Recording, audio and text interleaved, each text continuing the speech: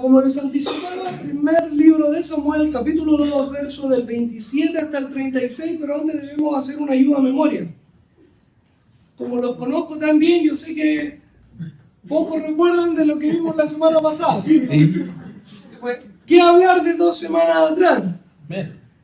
Estamos en este capítulo 2, donde, si ustedes recuerdan, la madre de Samuel, que se llama Ana, muy bien, pidió a Dios, por medio de una oración intensa, el poder concebir.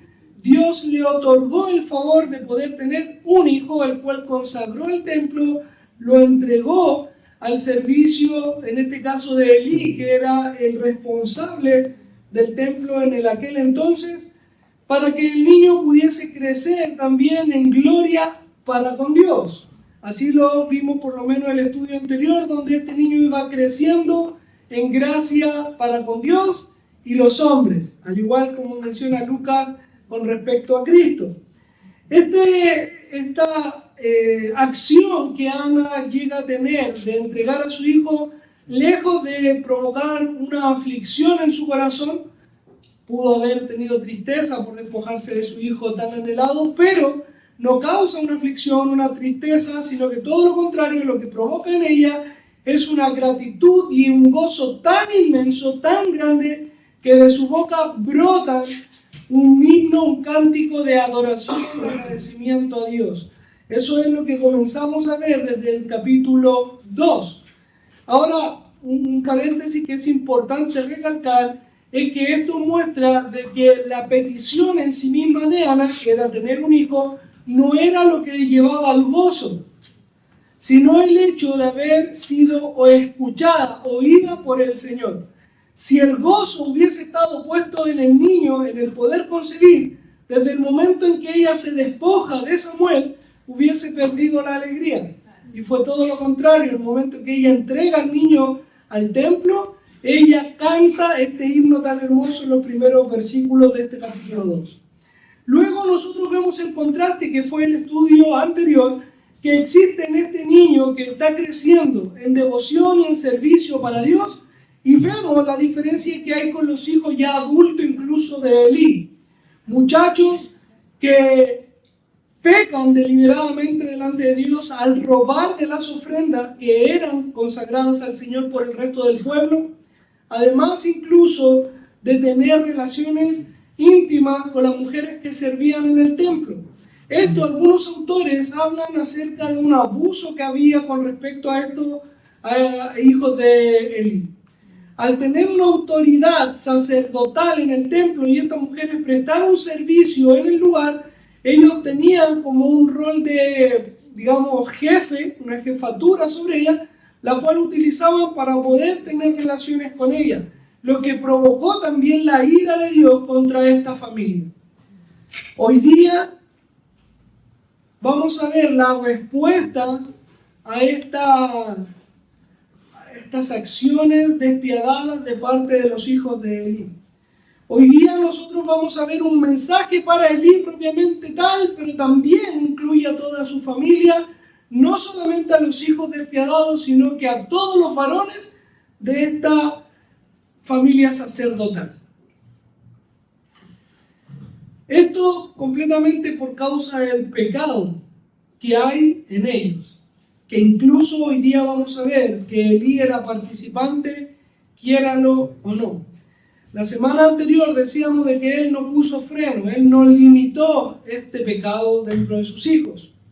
Por lo tanto, al no limitarlo, lo hace partícipe también del mismo. Vamos a leer entonces los versos del 27 en adelante, y dice así la palabra del Señor. 27 dice: y vino un varón de Dios a Elí y le dijo: así ha dicho Jehová, ¿no me manifesté yo claramente a la casa de tu padre cuando estaban en Egipto en casa de Faraón? Y yo le escogí por mi sacerdote entre todas las tribus de Israel, para que ofreciese sobre mi altar y quemase incienso y llevase efod delante de mí.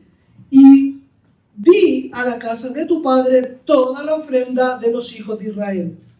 ¿Por qué habéis hollado mis sacrificios y mis ofrendas que yo mandé ofrecer en el tabernáculo y has honrado a tus hijos más que a mí, engordándolos de lo principal de todas las ofrendas de mi pueblo Israel. Por tanto, Jehová, el Dios de Israel, dice: yo había dicho que tu casa y la casa de tu padre heredarían delante de mí perpetuamente. Mas ahora ha dicho Jehová, nunca yo tal haga, porque yo honraré a los que me honran, y a los que me desprecian serán tenidos en poco. He aquí, vienen días en que cortaré tu brazo y el brazo de la casa de tu padre, de modo que no hay anciano en tu casa. Verás tu casa humillada, y mientras Dios colma de bien a Israel, y en ningún tiempo habrá anciano en tu casa. El varón de los tuyos que yo no cortare de mi altar será para consumir tus ojos y llenar tu alma de dolor. Y todos los nacidos en tu casa morirán en la edad viril. Y te será por señal esto que acontecerá a tus hijos Ofni y Fines. Ambos morirán en un día. Y yo me suscitaré un sacerdote fiel que haga conforme a mi corazón y a mi alma, y yo le edificaré casa firme y andará delante de mi ungido todos los días. Y el que hubiere quedado en tu casa se vendrá a postrarse delante de él por una moneda de plata y un bocado de pan, diciéndole: te ruego que me agregues a alguno de los ministerios para que pueda comer un bocado de pan.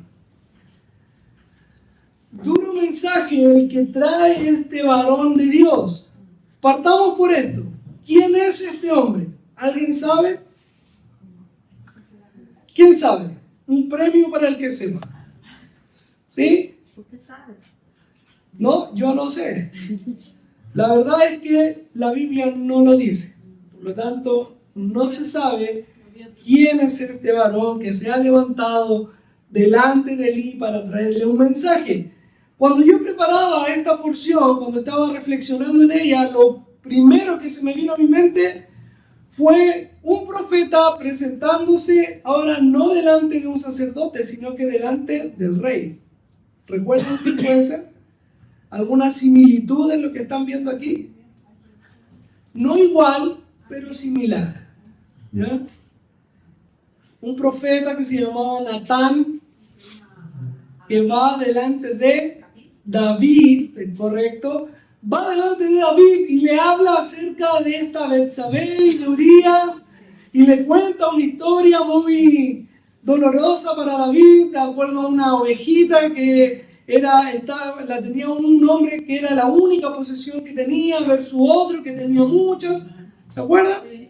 Bien, las similitudes, no estoy diciendo que es igual, sino que es una similitud. ¿De qué? De un varón de Dios delante de la autoridad que en aquel entonces había en Israel.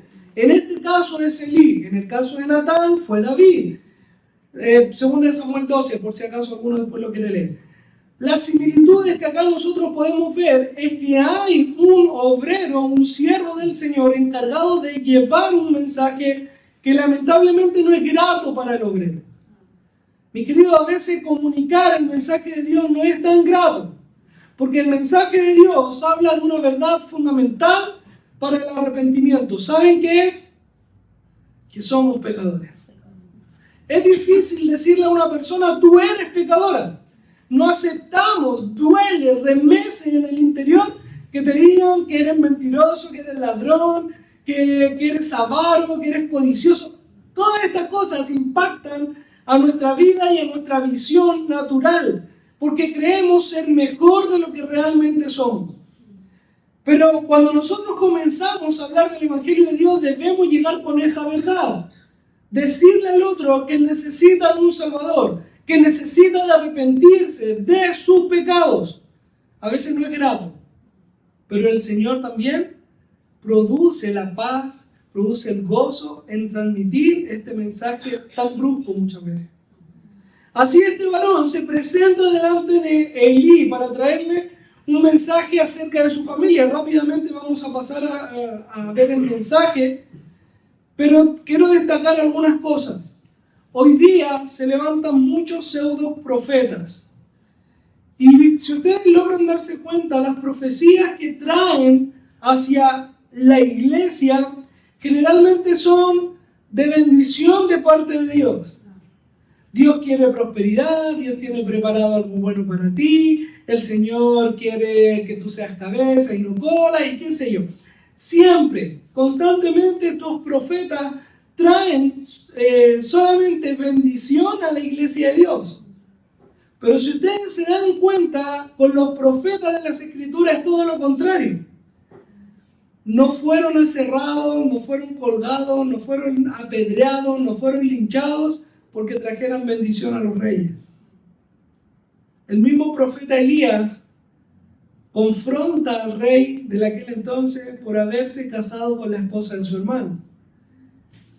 Lo confronta de tal forma de que también transmite, comunica un juicio de parte de Dios a su vida por el mal que había hecho. Lo mismo hace Juan el Bautista, que ustedes saben que es una figura también de Elías en el Nuevo Testamento, con exactamente la misma situación. Confrontando al rey y trayendo juicio a esa familia. Comentábamos anteriormente, Natán no fue a visitar a David para felicitarlo por haber mandado a matar a Urías el Eteo. Fue a confrontarlo con su verdad. Sin embargo, hoy día a los profetas les gusta traer solamente buenas noticias, porque si no, no creo que los quisieran tanto en las iglesias. No lo vieran tanto. No tanto por lo menos. Por lo tanto, cuando nosotros miramos a un siervo de Dios, a un varón, como dice acá, o a un también profeta, como lo quieren llamar, nosotros debemos ver el mensaje que está transmitiendo. Si es solamente mensaje de está bien, el Señor te prosperará, sigue tal cual como eres. Mi querido, tengan cuidado porque el Señor está haciendo una transformación en nuestra vida. Quiere que seamos transformados de la vida pecaminosa en la cual pertenecíamos para ser santos para Él. Por lo tanto, lo que el Señor busca es una transformación y un bienestar espiritual en nuestra vida, no económico. Si alguien te trae estas bendiciones, pon ojo, pon atención, porque tal vez solo esté buscando tu favor. Quiera caer en gracia delante de ti. Ahora, ¿ustedes creen que es casualidad que no se mencione el nombre de este siervo de Dios? Ya lo hemos dicho en ocasiones anteriores, Dios es soberano. Él puede o podría haber dado el nombre de este siervo, como en este caso no hacerlo. Y está bien, porque Dios lo ha determinado así. Pero para nosotros queda claro una cosa. Lo importante no es el siervo que está llevando el mensaje, sino ¿qué cosa? El mensaje propiamente tal. Mi querido, a veces nosotros nos preocupamos tanto de cómo vamos a transmitir el Evangelio, como si nosotros fuésemos la figura relevante en esa predicación. Amados, el mensaje es lo primordial. El mensaje es lo primero y es lo importante.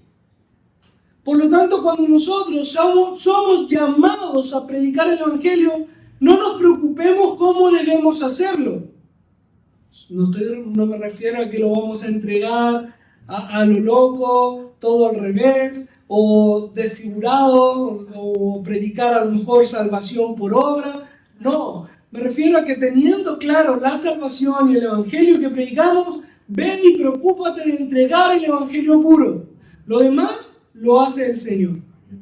Es obra de Dios en el corazón del que está escuchando. Porque realmente no importa el objeto, sino en la transmisión que se está entregando, el comunicado que se está transmitiendo. El Señor podría utilizar a cualquiera, hermanos, persona o animal incluso. Hemos visto a lo largo de las Escrituras que Dios incluso puede hacer hablar hasta los burros. Es el caso de Balaam en Números capítulo 22. Donde el Señor puede abrir la boca de un animal. Entonces, no nos preocupemos de lo que estemos por decir, si eso está glorificando a Dios, por supuesto.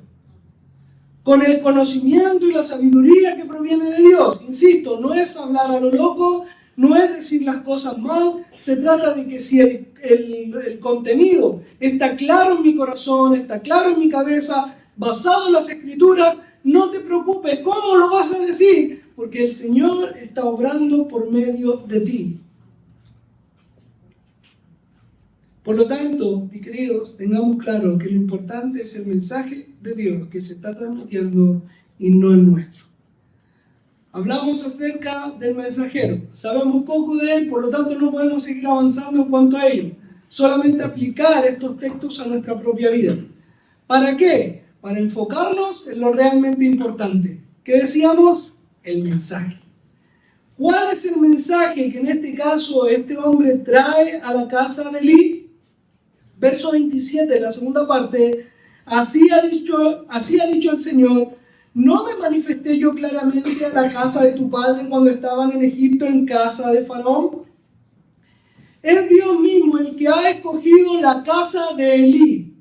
Es Dios mismo el que se manifestó a los levitas, principalmente a la casa de Aarón, para que éste fuese un servidor delante de Dios en el templo. Es Dios el que está tomando la iniciativa, mis queridos. Es Dios el que dio el paso para acercarse a su pueblo y no nosotros a él. Me llama la atención la palabra que ocupa este varón al decirle a Elí, la casa de tu padre. Yo lo entendía como la casa de Leví, pero realmente se está refiriendo a la casa de Aarón. Y es por Éxodo capítulo 23, Primera de Crónicas capítulo 24, 3, que nos damos cuenta de que Elí viene directamente de la genealogía de Aarón por medio de Ahimelech, hijo de Itamar, hijo de Aarón. Elí era descendiente directo de Aarón. Por lo tanto, cuando este hombre le está hablando a Elí, le dice la casa de tu padre, literalmente le está diciendo desde Aarón hasta ahora, fui yo el que los llamé, fui yo el que los escogí, yo quise que ellos estuvieran sirviendo delante de mí en el templo. Yo di ese paso, yo tomé la iniciativa, yo quise tomarlos en el momento más triste y doloroso de su vida, cuando estaban en Egipto, cuando estaban esclavizados por los egipcios. Literalmente le está diciendo, mi querido, es Dios el que nos vio en la miseria más grande y quiso manifestarse en nuestras vidas. Y nos llamó para que fuésemos sacerdotes delante de Él y pudiésemos servir con los dones que Él ha provisto para poder hacerlo. Es Dios el que tuvo misericordia de su pueblo en el momento en que su pueblo nada podía hacer por su Dios. ¿Lo podemos ver en una analogía con nosotros? Amén. ¿Lo podemos sentir realmente parte de nuestra vida, cómo Dios nos sacó de la esclavitud en la cual estábamos para hoy día ser sacerdotes suyos? Es lo que hizo con Elí. Ahora, ¿cuál fue la respuesta que Elí tuvo? Vimos el estudio anterior, la semana pasada, que no fue positivo. Y lo hemos dado como ejemplo en otras ocasiones. Esto no se trata de apuntar con el dedo a Elí y a sus hijos, decir, qué mal he hecho Elí, qué mal. Sino para que podamos verlo como ejemplo propio y decir, qué hemos hecho nosotros con nuestro llamado. El verso 28 dice lo siguiente, yo los escogí por mi sacerdote entre todas las tribus de Israel, para que ofreciesen sobre mi altar y quemasen incienso y llevasen efod delante de mí.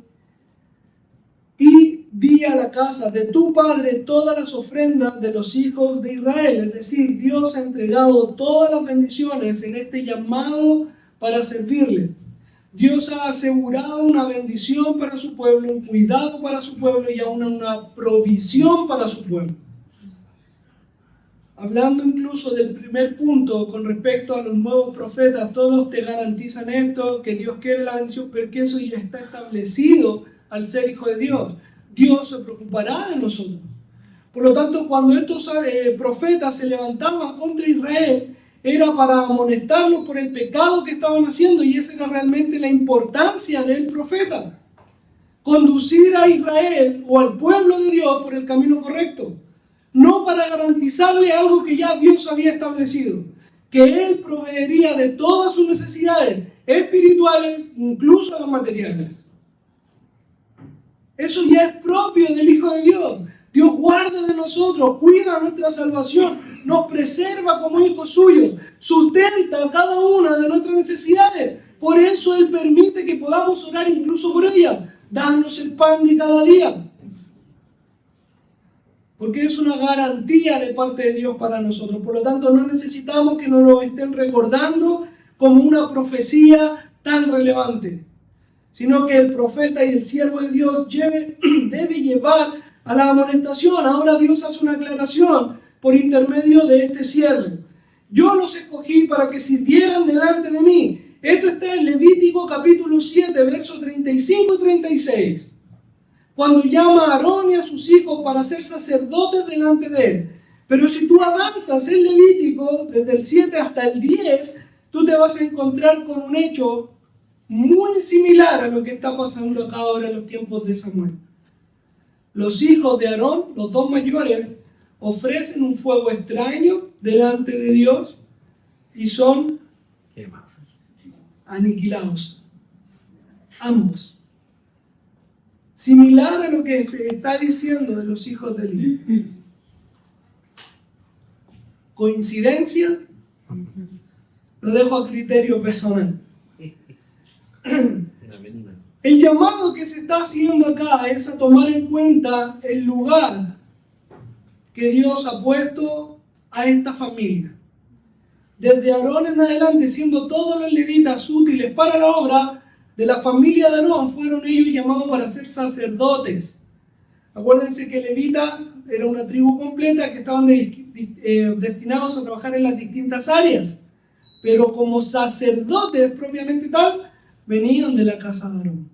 Era un privilegio que Dios le había entregado. Sin embargo, ellos tomaron este llamado a servir, hollándolo, dice el texto. ¿Por qué han hollado mis ofrendas y mis sacrificios? Hollar significa patear o dar coces. ¿Les suena esa palabra? Coces. En Hechos, capítulo 26, se nos habla acerca de dura cosa, es dar coces contra el aguijón. ¿Se acuerdan? Vamos a hacer un resumen de la Biblia completa. Dura cosa es dar coces contra el aguijón, es patearlo directamente. No solamente cabezazos, sino que más bien tiene que ver con patear. Dura cosa es patear contra algo puntiagudo. A eso se está refiriendo. Y él, en el contexto de Elí, dice: ustedes patearon. En Deuteronomio, capítulo 32, habla acerca de las patadas hacia algo, hacia otro objeto, refiriéndose a un animal indomable que no se puede tratar. En pocas palabras, este varón delante de Elí los está tratando como unos caballos chúcaros. Más aún, que han despreciado el servicio al cual fueron llamados. Patearon, ningunearon, desestimaron como un animal indomable e intratable. Esa fue la actitud que ellos tuvieron hacia el llamado de salvación y de servicio delante de Dios. Amados, debemos entender algo, que los llamados a servir de parte de Dios hacia nosotros no es para un beneficio personal. Dios me dio la posibilidad de predicar acá adelante, entonces todos admírenme a mí. No es eso. Se trata de que Dios ha puesto a cada uno al servicio de su obra para hacer crecer a la congregación. Glorificamos a Dios en eso. Y al mismo tiempo edificamos su iglesia por los mismos dones que Él ha entregado, no para obtener beneficios propios. Hay una pregunta que yo quiero compartir con ustedes. ¿Alguna vez han despreciado han menospreciado la gracia que Dios nos ha otorgado por medio de Jesucristo. Hemos pecado deliberadamente, despreciando la gracia y el llamado que Dios nos ha entregado. Hemos aprovechado nuestros puestos de autoridad en las distintas áreas, sea aquí en la iglesia, sea en su trabajo, donde estén. Tal vez hemos ocupado ese lugar de privilegio para nuestra propia ganancia. Hemos buscado beneficiar a los que me caen bien. Hemos buscado tener ganancia. Solamente, incluso podría ser hasta deshonesta. Amados, donde Dios nos haya puesto, donde Dios nos ha llamado a estar, es para glorificar su nombre y no para ganar algo yo mismo. ¿Hemos despreciado los dones que Dios nos ha otorgado para servirle? Esaú es un ejemplo en el libro de Génesis, cómo vende su primogenitura a su hermano menor, despreciando completamente lo que Dios le ha otorgado, lo que ha obtenido de parte de Dios. Hemos sido entonces nosotros similares a los hijos de Elí, despreciando el llamado que Dios nos ha hecho para servirle, honrarle y edificar su iglesia. Ya no nos parecen tan malos los hijos de Elí hasta ahora. Ya hasta nos está dando pena lo que viene después. Mis queridos, el llamado es firme de parte de Dios. Leímos la semana anterior, en el verso 25, de que Dios ya había determinado acabar con su vida. El pecado de estos hijos de Elí llegó a tal punto que deshonraron completamente su servicio y el llamado que tenían. Por lo tanto, merecían no solamente ser destituidos de su lugar, sino que pagar con su propia vida el mal que habían hecho, porque habían arrastrado a toda una nación. Mis queridos, cuando nosotros pecamos, no crean que esto solamente me afecta a mí. Bueno, yo pequé, es cosa mía, el Señor arreglará conmigo. No. Hay todo un entorno, hay una iglesia, hay una familia que está sufriendo también por causa de mi pecado. Y entre más grave sea eso, peor es ante los ojos del Señor. Por lo tanto, estos varones, estos hijos de Elí, tendrán que pagar por su mal actuar. Dice el verso 29 de la mitad que estábamos leyendo, partimos diciendo que ellos hollaron, patearon, despreciaron el llamado que se les había entregado. Ofrece, en la segunda mitad dice, y has honrado a tus hijos más que a mí. Ahora algunos preguntarán, porque se lee más adelante de que esto no es solamente algo que va a ocurrir con los hijos de Elí, sino que toda la casa de Elí. Este sacerdote no solamente permitió que sus hijos pecaran delante de Dios y arrastraran a un pueblo, hicieran pecar a todo Israel, sino que también los honró más que a Dios. Este padre bonachón, este viejito bonachón que hablábamos la semana anterior, permitió que Dios, que Dios pasara a un segundo plano y puso en primer lugar a sus propios hijos. La pregunta es, ¿has honrado a algo o a alguien más que a Dios? ¿Tu trabajo? ¿A tu pareja? ¿A ti mismo? ¿Lo hemos puesto en primer lugar? ¿Ha usurpado el trono de Dios en tu corazón? Eso es un pecado grande delante de los ojos del Señor. Por lo tanto, Elí debe también pagar las consecuencias por su mal proceder. No solamente por ser observador de lo mal que sus hijos estaban haciendo, sino que también ser partícipe en honrarlos, en tratarlos con delicadeza y no poner un freno. ¿Por qué? Les anticipaba en la introducción, si él no está frenando el pecado, está siendo partícipe también de él. Si él no dice hasta acá nomás llegamos, quiere decir que lo avala de una u otra manera. Así dice el texto todavía en el 29. Has honrado a tus hijos más que a mí, y luego continúa, engordándoos de lo principal de todas las ofrendas de mi pueblo Israel. Elí, en el capítulo 4, verso 18, nos dice que era un hombre grande, ¿ya? Nos está hablando de gordura, era un hombre gordo. ¿De dónde sacó el alimento Elí para ser un hombre tan gordo? ¿Qué creen ustedes? De las ofrendas que sus hijos robaban. ¿Se acuerdan que llegaba con un tridente el siervo, apuñalaba esa presa, esa pieza de carne, y todo lo que desgarraba quedaba para ellos? Aparte después del sacrificio que era entregado, todos los restos también quedaban para ellos. Es decir, Elí era participante no solamente pasivo, sino que activo en los pecados de sus hijos.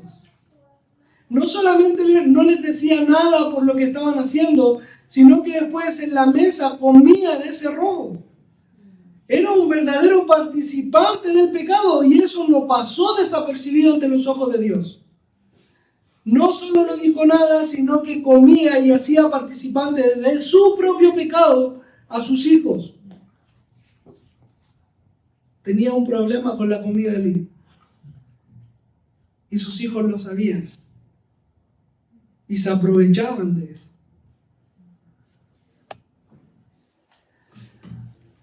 Ahora, con todo esto que nosotros sabemos, ¿qué dirían ustedes? ¿O cuál debiese ser la forma de proceder de parte de Dios hacia Elí y su familia? Sus hijos son ladrones, Elí no los detiene, participa de sus robos activamente. ¿Qué debe hacer Dios? Ya lo leímos en la introducción. ¿Qué es lo que viene a continuación? El castigo. El juicio de parte de Dios. Si alguien, Jocelyn, tú me puedes ayudar por favor con Salmo 18, 25 al 27, que tuvimos la oportunidad de disfrutar el día martes, para todos los que están conectados en los cultos de oración. ¿Sí? 25 a 27. 25 a 27. Con el misericordioso te mostrarás misericordioso, y recto para con el hombre íntegro. Limpio te mostrarás para con el limpio, y severo serás para con el perverso. Porque tú salvarás al pueblo afligido, y te humillarás los ojos altivos. Ok. ¿Qué dice Salmo 18, 25 al 27? ¿Qué habla? Nos está mostrando la justicia de Dios. Con el perverso, ¿cómo se mostrará? Duro, severo. Con el que hace pecado, Dios traerá juicio sobre sus hombros. Con el que lo practica, con el que se deleita en ese pecado, Dios traerá las justas consecuencias sobre aquel. Sin embargo, este Dios es justo, y contra aquellos que se han rebelado contra Él, caerá toda esa ira, se derramará sobre sus cabezas. Sin embargo, con aquellos que se han arrepentido, se mostrará de qué forma: misericordioso. No es un Dios duro, frío, no es un Dios que se complace en castigar, sino que tiene misericordia para los que a Él vienen humillados, arrepentidos de todas sus transgresiones, de todo su pecado, y muestra su misericordia para con ellos, dándoles salvación, llamándolos a su redil para que les sirvan dignamente. Sin embargo, el verso 30 nos habla de una actitud de parte tanto de Elí como de sus hijos que merece las penas de parte de Dios, el juicio delante de Dios. Nunca yo tal haga, porque yo honraré a los que me honran, y a los que me desprecian serán tenidos en poco. Honraré a los que me honran, y a los que me desprecian serán vistos como nada. ¿Es justo Dios? Claro que es justo. Establece su justicia incluso en el castigo que viene a esta familia. Este castigo este juicio que trae sobre Elí, como les anticipaba, no solamente lo abarca a él y a sus 2 hijos, sino que a toda esa casa, a toda esa familia. Dice el verso 31, aquí viene el día en que cortaré tu brazo y el brazo de la casa de tu padre, de modo que no haya anciano en tu casa. Imagínense, no van a poder llegar a una edad avanzada. Verso 32, verás tu casa humillada mientras Dios colma de bienes a Israel, y en ningún tiempo habrá anciano en tu casa. ¿Cuántas veces lo dice ya? 2. ¿Qué pasa cuando Dios reitera algo? Eso se cumplirá. Eso es para que tengamos claro de que Él no está arrepentido, sino que es algo que ha determinado y se va a hacer. No llegará ninguno a una edad avanzada. Será cortada tu casa. No habrá anciano en ella. Será humillada mientras los demás, es decir, todo el resto de Israel, será bendecido. Qué triste es ver cómo otros están siendo prosperados, están siendo edificados, están creciendo en la fe, y otros que todavía no pueden dar ese primer paso. Donde pareciera que el Espíritu de Dios no está obrando. Y es que tal vez no está obrando. Y es que tal vez no está allí. ¿Cómo puede obrar en un corazón donde no vive, donde no mora? Así esta casa será quitada de en medio del pueblo. 33. Y el varón de los tuyos que yo no corte de mi altar será para consumir tus ojos y llenar tu alma de dolor. Y todos los nacidos en tu casa morirán en edad viril. ¿Qué significa eso? Jóvenes. Y si quedara alguno, porque Dios a lo mejor no quiso quitarle la vida a alguno, pero si quedara alguno, ¿para qué va a ser? Para dolor delante de tus ojos. Es decir, un testimonio perpetuo de que en esa casa Dios estaba posando su mano en juicio. Los hijos de Elí van a morir un poquito más adelante acá en este primer libro de Samuel, en el capítulo 4, verso 17. Allí mueren los 2 hijos de Elí, además de que también muere Elí, en el mismo capítulo. Me estoy adelantando un poco, pero para que vengan los próximos, para que sepan lo que es, para que se entusiasmen. Muere Elí, mueren sus hijos, pero hasta aquí nosotros decimos, bueno, aquí se cumple la profecía. No, porque la profecía no habla solamente de Elí y sus hijos, dice toda tu casa. Por lo tanto, si seguimos avanzando en el capítulo 14 de esta primera de Samuel, verso 3, nosotros vemos como toda la casa de Elí es consumida ahora por Saúl, el primer rey de Israel. Cuando le entregan los panes de la proposición a David, cuando éste huía, si lo han leído, ¿seguro? Bueno, hay otro spoiler, le entregan estos panes y Saúl acaba con esa familia, dejando solamente a uno vivo, que se llama Ahitub. Él, lo conocen, ¿cierto? Solamente él queda vivo, pero más adelante todavía, en el verso 22, este tiene un final triste que se aclara mucho mejor en Primera de Reyes, capítulo 2, donde termina de cumplirse esta profecía. De hecho, es literal. El autor de Primera de Reyes, capítulo 2, verso 27, nos dice que esto sucedió para que se cumpliese lo dicho al profeta Elí, que toda su casa iba a ir en decadencia, en sufrimiento y cortada en juventud.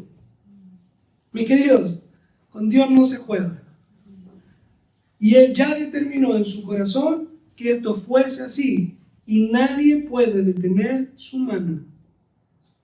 Y esta mano estaba cargada en la casa de Elí por el pecado que trajeron, por el pecado que hicieron también que el resto del pueblo cometiera. Hicieron pecar a todo Israel, por lo tanto la ira del Señor se derramó sobre esa familia.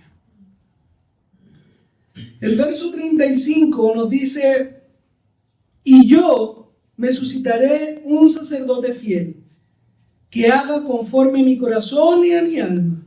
Y yo le edificaré casa firme, y andará delante de mi ungido, ¿cuándo? Todos los días. Nuestra primera mirada es hacia ¿quién? Samuel, ¿cierto? Estamos leyendo su libro, después de Elí viene Samuel, por lo tanto nuestro enfoque seguiría a Samuel.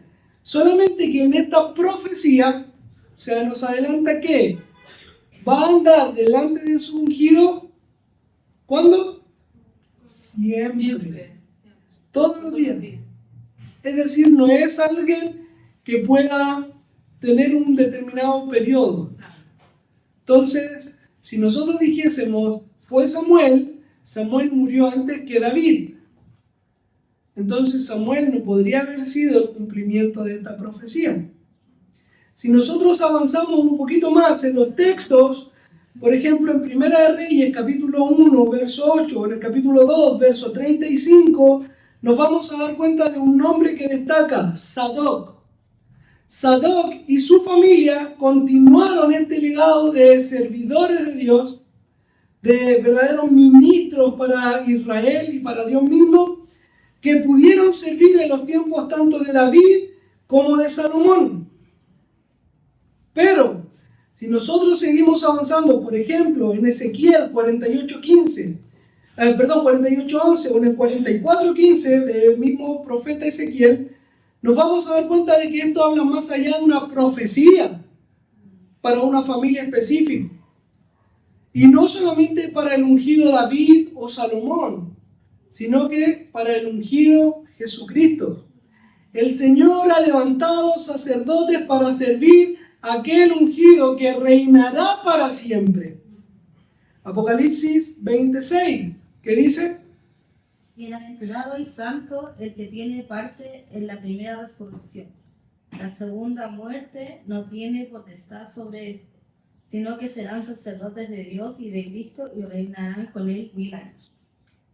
Bienaventurados, porque serán sacerdotes de Cristo. Bienaventurados, muy dichosos, muy felices los que han sido resucitados en Cristo el Señor, porque ellos les serán sacerdotes. Ellos les serán servidores. Es una profecía para la iglesia del Señor. Él ha hecho de nosotros una nación, un pueblo santo, sacerdotes, un pueblo de sacerdotes para que les sirva por la eternidad. Es un llamado para nosotros. Fíjate en este Elí que despreció, que pateó las ofrendas, el servicio de la obra de Dios. ¿Para qué? Para que nosotros, por misericordia de Dios, viniésemos a ser llamados sacerdotes, siervos, literalmente, siervos de Dios. O como Pablo se presenta, esclavo de Cristo, para servirle eternamente después de esa resurrección que tanto anhelamos. Esa venida de Cristo donde Él reinará. ¿Quién anhela este servicio? ¿Quién quiere servirle eternamente? ¿Y por qué no empezaron? No escuché ningún amén. Me preocupa. De eso se trata, dice. Capítulo 3, verso 18. Si alguien lo puede leer, por favor. Yo le anticipo previamente que, sí, aquí mismo de 1 Samuel, capítulo 3, verso 18. ¿Qué dice? Y Samuel se lo manifestó todo, sin encubrirle nada. Entonces él dijo, Jehová es, haga lo que bien le pareciera. Ya. Suena extraño un poquito el texto, como que no encaja en lo que estamos estudiando. Por eso hay un contexto, ¿cierto? En el capítulo 3, Dios está llamando a Samuel. A lo mejor lo han visto en historias bíblicas, lo han leído, donde Dios está llamando a Samuel. Samuel se para, va donde Elí, le pregunta qué es lo que desea. Elí dice, yo no te he llamado, ve a acostarte. Y así 3 veces, ¿cierto? La última vez Elí le dice, si llegas a escuchar nuevamente esa voz, dile, heme aquí, tu siervo escucha. Es ahí donde Dios se revela a Samuel y le dice que trae una profecía para Elí. Y es exactamente la misma profecía que le trajo este varón que estamos estudiando hoy. Y ahí Elí le dice, ¿qué es lo que Dios te ha dicho? Y dice, Samuel le dijo todo sin encubrirle nada, le reveló todo lo que Dios le había dicho. Y Elí responde, Jehová es que haga lo que bien le parezca. Y aquí a mí me salta una interrogante, pero así gigante, en la que quiero dejarlo a ustedes también metido. La pregunta es, la respuesta de Elí en el capítulo 3, cuando dice Jehová es que haga lo que bien le parezca, se refiere a que él, dos opciones encuentro yo, ayúdenme ustedes o medítenlo por lo menos, no creyó a la profecía de este varón que estamos leyendo en el capítulo 2, asimismo como la profecía de Samuel, no creyó o simplemente no le importó lo que Dios iba a hacer. Y la respuesta sería como, bueno, que Dios haga lo que quiera. Si me quiere sacar, que me saque. Si no, que me deje, me da igual. ¿Podría haber sido esa la respuesta? Yo no lo sé, ya el texto no lo aclara. O bien, pudiese ser que asumió con humildad la voluntad de Dios. Reconocer que eres Dios en realidad. Exactamente, dice, bueno, Jehová es Dios y que Él haga con mi casa lo que Él estime conveniente. Ya lo sabía. Son una de las dos opciones, o bien no le importó o bien lo asumió y entendió que Él no podía hacer nada al respecto. No vamos, aquí podemos debatir cuál de las dos opciones, perfecto. La pregunta es, ¿cómo lo va a tomar, cómo lo tomó Elí? Pero ¿cómo lo tomarías tú?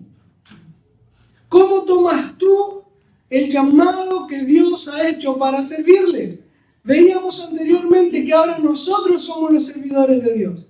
Nosotros somos ese pueblo que Él ha formado, ese pueblo de sacerdotes que ministran delante de su altar y le servirán eternamente. ¿Cómo nosotros respondemos a esa voluntad divina? ¿Cómo nosotros escuchamos el llamado que se nos hace semana a semana para glorificar a Dios, para ser santos, para obedecer su voluntad? ¿Cómo respondemos a eso? Es que es difícil, decían anteriormente, pero ¿cómo estamos respondiendo? Es difícil, exacto, y de eso se trata. Si es difícil, más demostramos que necesitamos de Dios. Más aún demostramos que necesitamos de su palabra, de su espíritu, para que nos edifique y nos transforme. Y como le necesitamos, adivina qué es lo que tenemos que hacer. Alguno dirá esforzarnos más. Mis queridos, acudir con más fuerza de rodillas a la oración, porque entendemos nuestra debilidad, entendemos nuestra necesidad, entendemos de que en Dios podemos encontrar lo que nos falta. Apliquémoslo a la iglesia local. ¿Cómo respondemos al llamado que domingo a domingo el pastor está haciendo a predicar el evangelio?